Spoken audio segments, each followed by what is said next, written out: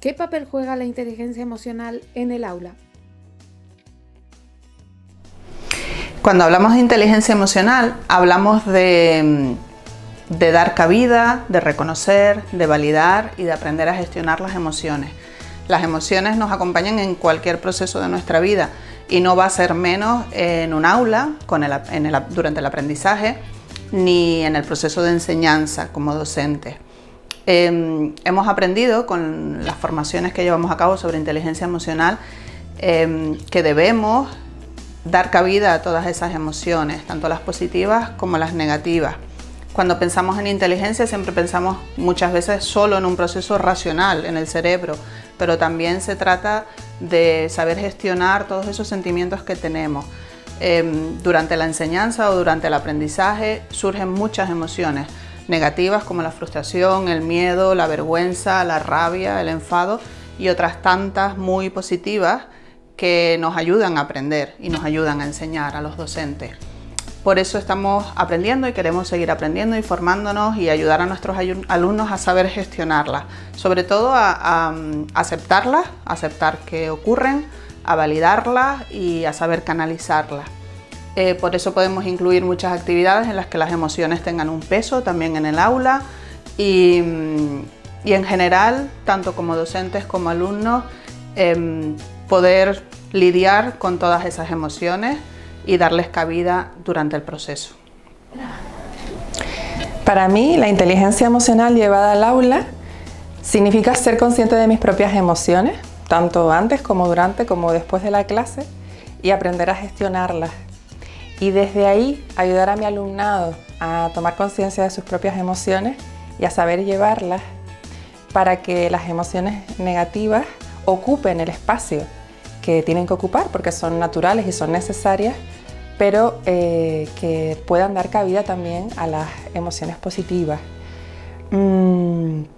Eso por un lado, y por otro lado, para mí la inteligencia emocional también significa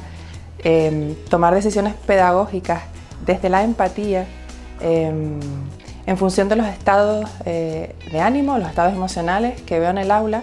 justamente para ayudar a reducir las emociones negativas como la inseguridad, el miedo a exponerse, la vergüenza, el estrés, y potenciar las emociones positivas como la confianza en sí mismo, la tranquilidad, la seguridad, que al fin y al cabo son las emociones que buscamos y que necesitamos para aprender y enseñar de manera memorable. La inteligencia emocional juega un papel fundamental en el rol que tenemos como líderes dentro del aula, no solo por la gestión de emociones del alumnado, sino por nuestra gestión personal a nivel de docentes. Creo que es fundamental y que muchas veces le damos poca importancia y le dedicamos poco tiempo.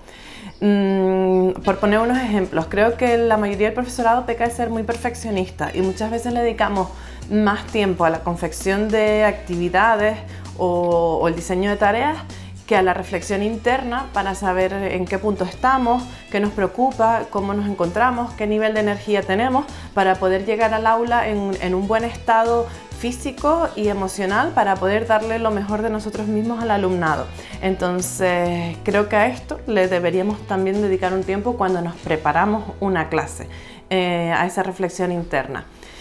Otro de los aspectos que creo que podríamos tener en cuenta es en nuestro afán de mejora, el profesorado, pues muchas veces peca de tener un diálogo interno negativo consigo mismo, y creo que esto se podría mejorar pues siendo un poquito más conscientes y poniendo en práctica esa inteligencia emocional. Tendremos que modificar ese diálogo interno y en vez de machacarnos porque una clase no funciona, porque una actividad no sale como a nosotros nos hubiese gustado, porque no estamos avanzando todo lo que nos habíamos propuesto, pues quizás lo que deberíamos es plantearnos objetivos concretos en vez de machacarnos sin obtener ningún beneficio de ese diálogo interno, intentar modificar cómo nos hablamos a nosotros mismos. Y ya por último, otro de los ejemplos que me gustaría poner en relieve es el ritmo de trabajo que llevamos hoy en día. Muchas veces hace la conciliación familiar la hace muy difícil. Entonces creo que nos debemos detener y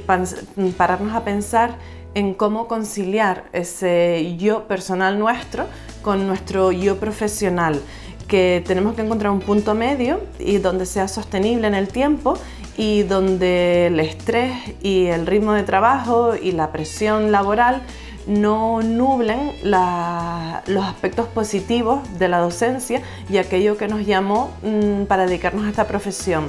porque es lo que tenemos que cultivar, lo que nos gusta y lo que nos hace felices de esta profesión. Por eso es necesario detenernos a pensar para conseguir que esos dos yo, nuestro yo personal y nuestro yo profesional, puedan convivir en armonía.